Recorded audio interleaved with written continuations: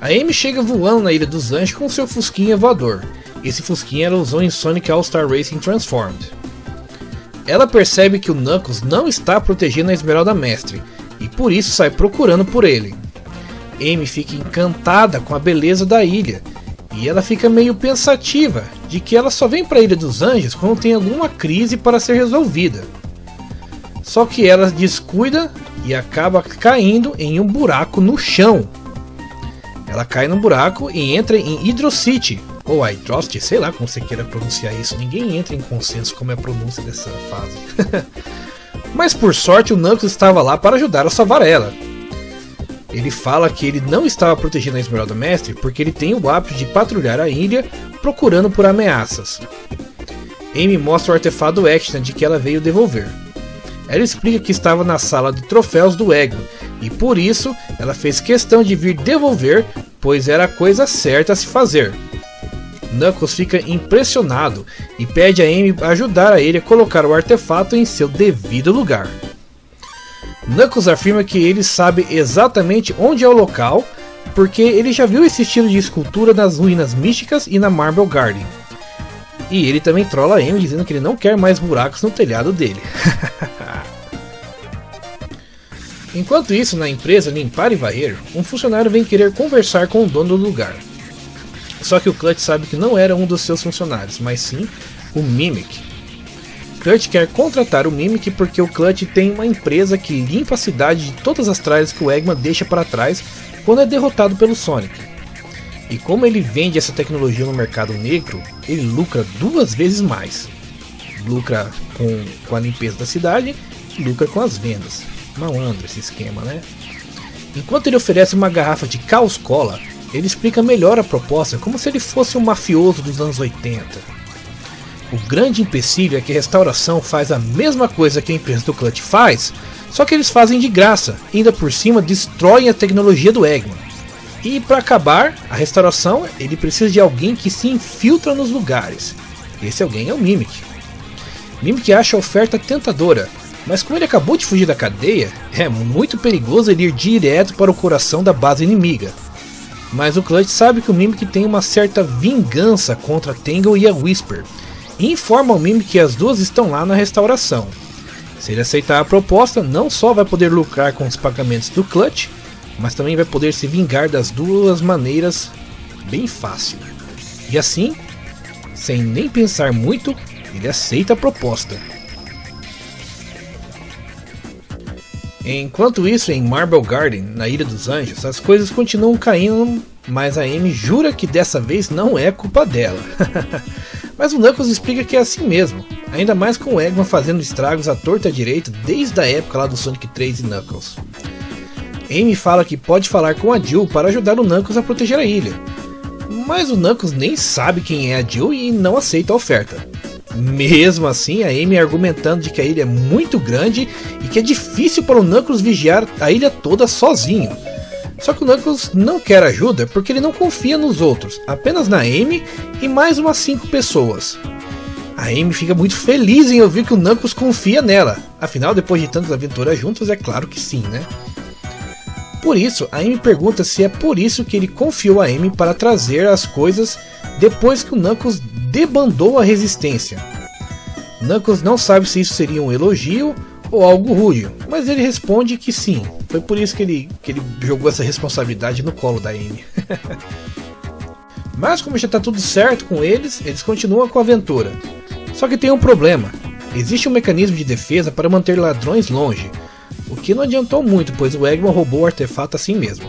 Só que o Knuckles não quer destruir o mecanismo, e a Amy também não, pois isso seria contra o espírito de restaurar a relíquia ao seu devido lugar. Mas, mesmo assim, ela retira o seu martelo para ajudar o Knuckles. O Echidna fica bravão, pois ele não quer destruir a relíquia, mas a Amy disse que ele confia nela. Então vamos ver o que vai dar, né? A Amy rebate todas as flechas disparadas pelo mecanismo enquanto o Knuckles corre para restaurar a relíquia. Aí acontece um diálogo engraçado. Parece que ele só estava bravo por causa da relíquia desaparecida. Eu duvido que seja isso, mas mesmo assim, bom trabalho. Obrigada. Depois disso, o chão cai de novo, mas o Knuckles vai lá e salva a Amy de novo. Ao aterrissar, Amy pergunta pro Knuckles se a vida dele sempre foi assim, sempre em perigo. Mas o Knuckles responde que foi isso que fez dele ser o homem que ele é hoje. Por isso, Amy faz um apelo sincero a ele. Se você algum dia precisar de um descanso, você sempre será bem-vindo no QG da restauração. Eu sei. Vou pensar nisso. Por favor, pense. A Jewel tem tudo funcionando no horário. É muito organizado e pacífico hoje em dia. Depois disso, eles voltam para a superfície e a Amy fala que adoraria que o Knuckles conhecesse a organização que a Lanoline criou. E, novamente, o Knuckles não sabe quem é essa Lanoline. E por falar nelas, aí está a Lanoline, Tangle e Whispers, as nossas Diamond Cutters. Nossa primeira missão como Diamond Cutters foi tecnicamente um sucesso. Foi quase um desastre. Temos muito em que melhorar. Mas, como podemos ver, as coisas não parecem bem. Ela pergunta para Whisper como a antiga equipe dela fazia. E a Loba responde que eles eram voluntários e que foram encontrando por aí, até que se decidiram organizar. Tangle questiona se elas devem contratar mais gente, já que os Chaotix se saem bem com apenas 3 pessoas. Claro, os Chaotix são os Chaotix, eles só precisam de 3 para ser os bons. É isso aí, falo mesmo. O canal se chama Chaotix, eu faço propaganda dos meus parceiros.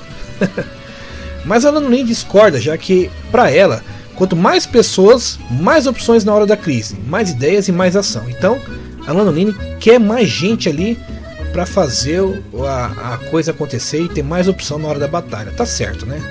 Bastante pessoa na equipe ajuda, mas com 3 os Chaotix são foda. Lembre-se disso. É muito importante esse ponto na história. Olá, desculpe, eu estou interrompendo. Então o cara entra na porta. A Tangle já vai perguntando se ele quer entrar para a equipe. Ele diz que sim, é por isso que ele está ali. Muito conveniente, não é? Ele quer ajudar a comunidade, assim como a Lanoline faz. Fazer coisas iradas e novos amigos, assim como a Tangle faz. Mas sabe que as coisas são perigosas e que é para ter cuidado, assim como a Whisper tem. Me parece que ele sabia o que dizer exatamente para cada uma delas. Suspeito isso. Na entrevista, o rapaz disse que se chama Duo, e com pontos fortes ele é bem ligeiro, é bom com computadores e aprende rápido. Fora que ele usou uma Whisper durante a guerra, mas a maioria das pessoas fizeram isso também, então não sei se é um ponto relevante. Essa guerra que ele se refere é sobre os eventos de Sonic Forces, aquele game em que houve uma guerra entre as equipes do Sonic e a equipe do Eggman. Lanoline fica pensando, mas a Tangle interrompe dizendo que era só uma cidadã comum e não muito tempo atrás ela começou a despedaçar uns badniks quando conheceu o Sonic. E a Whisper vota a favor também, porque é melhor aprender as coisas em tempos de paz e todos têm que começar em algum lugar. Rápido e direto ao ponto. Então o Duo é aceito e logo a Tangle já vai mostrar o local que ele vai realocar. Duo fica feliz em ter um quarto só para ele e, como a Tangle disse, a restauração tem muitos quartos para pessoas em necessidade. Tangle vai pegar algo para comer, enquanto o Duo só quer ficar e relaxar.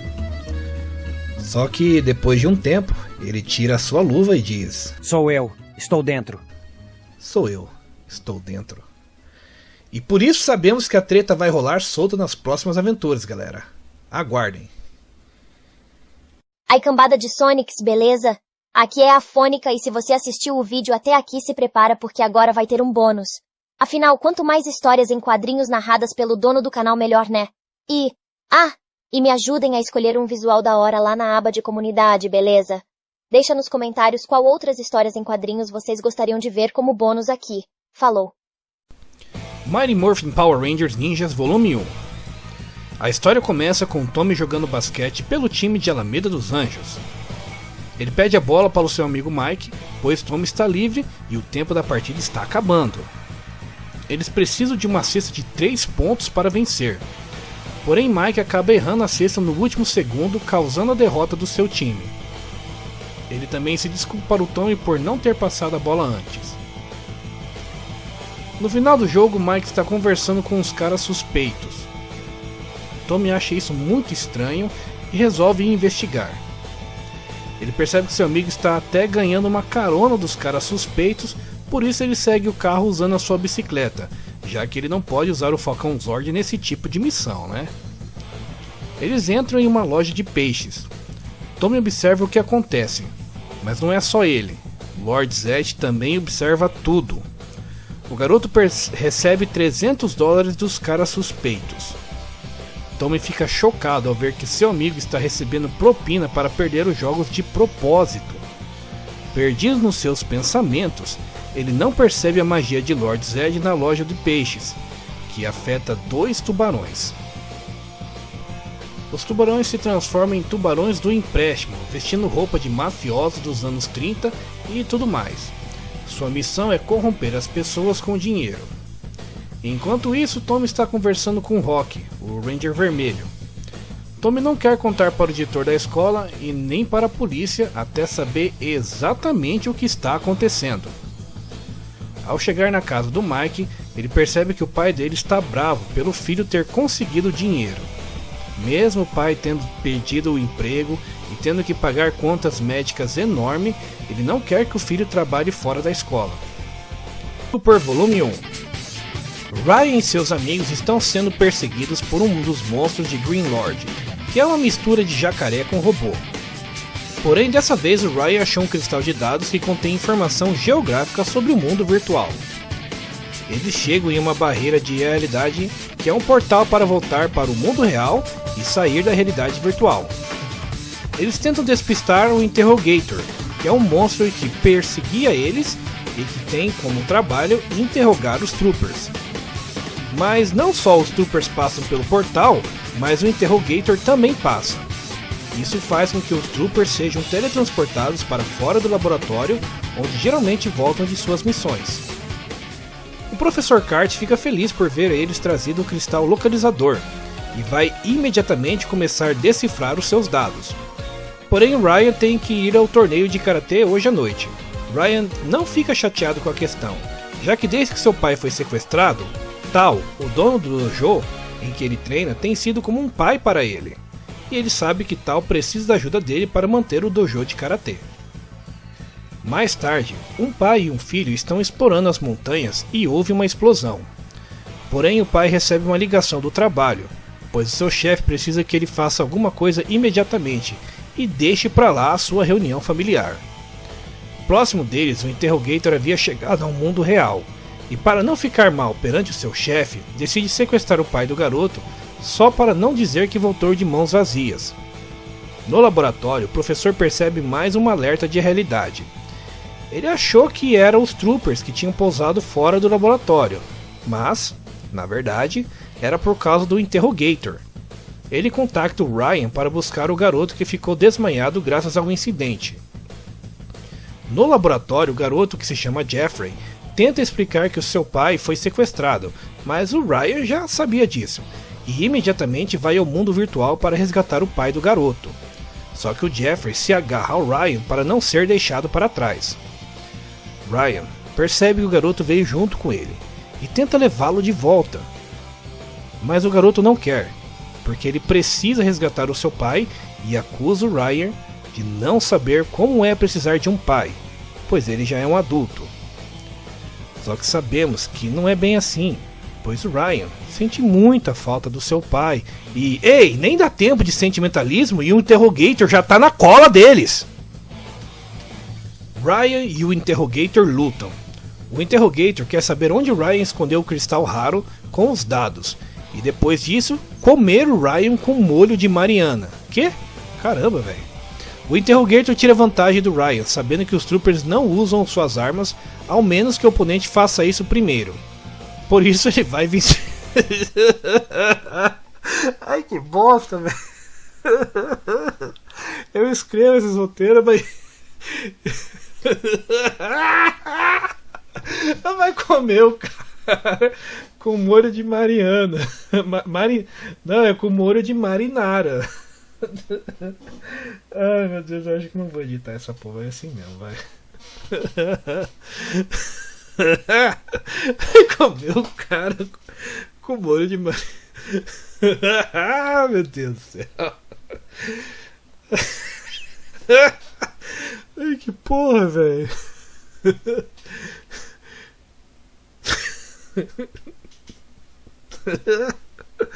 Ai, que bosta, velho.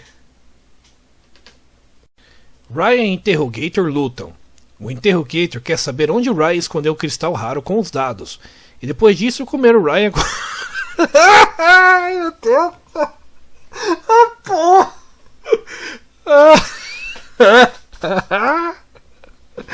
Ai, caralho, velho. Eu não tenho como narrar isso aqui, velho.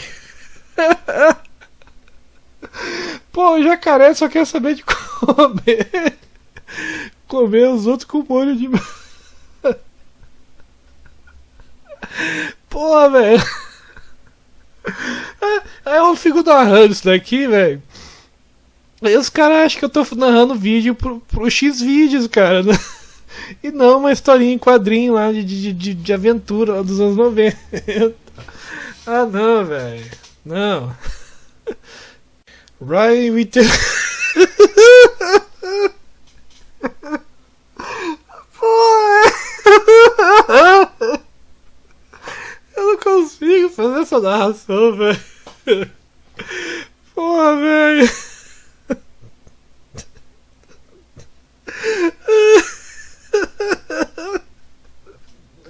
Que bosta, velho.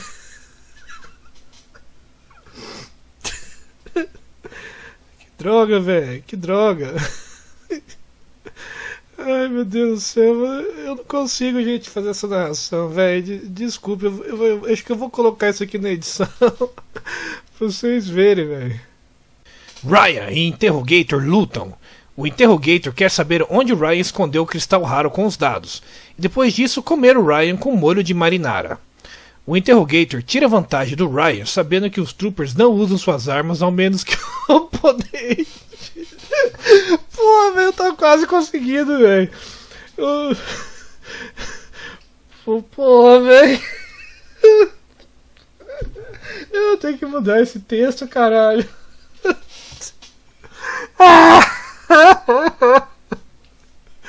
Meu Deus do céu, velho.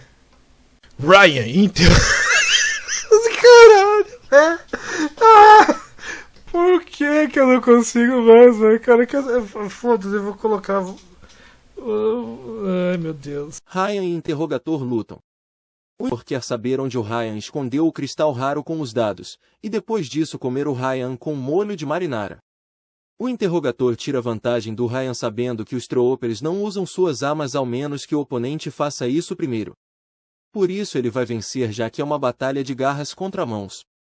Mas o Ryan utiliza um golpe de karatê para derrubar o vilão no penhasco. Nos poucos minutos que demoram para ele escalar de volta o penhasco, Ryan se apressa e chama sua moto. Joffrey pergunta se tem um telefone na moto, já que como o pai dele estava carregando um celular com ele, significa que eles podem ligar para o número dele e saber onde ele está. Considerando que a história se passa nos anos 90, onde pouca gente tinha celular, o garoto foi bem esperto até. Ryan pede para o professor ligar para o número do celular do garoto para poderem triangular a localização do pai dele, já que naquela época os celulares não tinham localizador de GPS. E o professor explica exatamente isso para ele. Que os telefones da Terra, daquela época, não têm coordenadas para ligar diretamente no mundo virtual. Porém, Ryan pede para usar os dados do cristal e fazer o upload na rede telefônica e assim achar o pai do garoto. Porém, os dados do cristal são apenas acessados uma única vez. Se fizerem isso, eles não vão poder usar os dados novamente para poder localizar o pai do Ryan. Ryan diz que não é para se importar com ele, e sim com o pai do garoto. Só que o Interrogator está na cola deles de novo. O professor completa o upload e consegue as coordenadas para achar o pai do garoto. Ele manda uma moto ir para um local em alto piloto, enquanto Ryan luta contra o Interrogator. Então, eles chegam em uma espécie de fábrica de robôs em chamas. O pai do garoto está na fábrica sendo detido por um robô.